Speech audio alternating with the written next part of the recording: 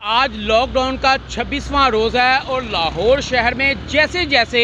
جو نوٹیفیکیشن ہے lock down کا اس میں توسیع کی جا رہی ہے ویسے ویسے ہی لاہور کی جو ٹریفک میں اضافہ ہوتا نظر آ رہا ہے۔ آپ دیکھ سکتے ہیں کہ اس وقت میں فیروز پور روڈ مسلم ٹاؤن موجود ہوں اور یہاں پر بھی معمول سے بڑھ کر ٹریفک دکھائی دے رہی ہے۔ حالانکہ لاہور شہر کے مختلف علاقوں میں 200 سے زائد ناکے لگائے گئے ہیں، ٹریفک وارڈنز تعینات ہیں، dolphin force, P D force Lahore کے مختلف علاقوں میں گشت بھی کر رہی ہے، لیکن اس کے باوجود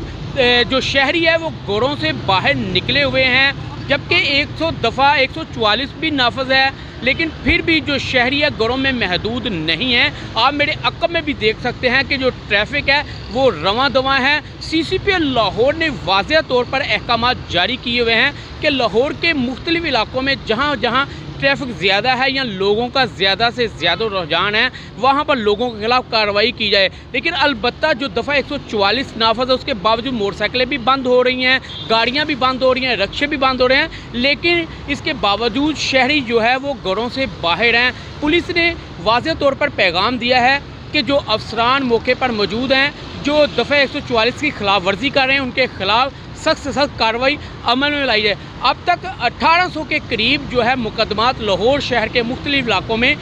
درج ہیں، لیکن کرونا جیسی مہلک بیماری سے بچنے کے لیے لوگوں کو چاہیے کہ وہ اپنے گھروں میں بیٹھیں تاکہ وہ محفوظ ہو سکیں اور اپنے بچوں کو بھی اس بیماری سے محفوظ بنا سکیں اور کرونا جیسی جو وائرس کی بیماری اس کو شکست دینے میں مدد مل سکے۔ جی